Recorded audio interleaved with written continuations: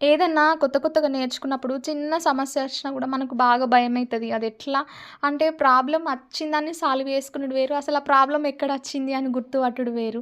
అదే ఎక్స్‌పీరియన్స్ తోటత్తదన్నట్టు. నేను మిషన్ నేర్చుకున్న కొత్తల, మిషన్ తీసుకొచ్చుకున్న కొత్తల నాకిట్లా పూస కుట్టొస్తే కొంచెము అది ఇదైనా నాకు భయమై నేను డైరెక్ట్ రిపేర్ సెంటర్‌కి తీసుకపోయేది. నాకు సర్దుడు రాక. ఒక 2 ఇయర్సో ఏమో వాళ్ళు వారంటీ ఇట్లా ఇస్తారు గదా! సర్వీసింగ్‌కి. ఫ్రీ సర్వీస్ అయిపోయిన తర్వాత ఇగ నాకు జ్ఞానోదయం అయింది. ఇట్లా కిరాయి పెట్టుకొని పోతే మనతోటి కాదు. యూట్యూబ్ ఉంది కదా అని చెప్పేసి ఏదైనా యూట్యూబ్‌లోనే చూసి చేసేది.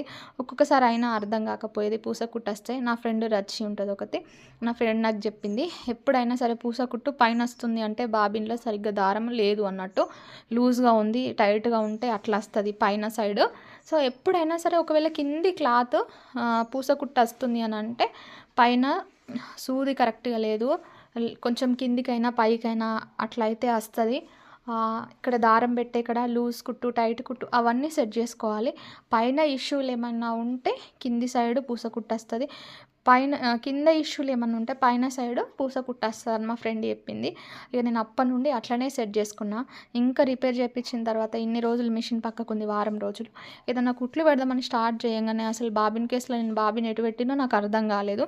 ఫస్ట్ అరుణ్ మిషన్ వాడినా. దాంతోటి సమానంగా పెడదామని పెట్టేసరికి ఇది స్ట్రక్ అయిపోయింది. అసలు ఎటూ జరగలేదు. ఇగ నాకు 5 నిమిషాలు భయమైంది. పక్కన కూర్చున్నా. అరే! ఎందుకు భయపడుతున్నా మనకచ్చు గదా!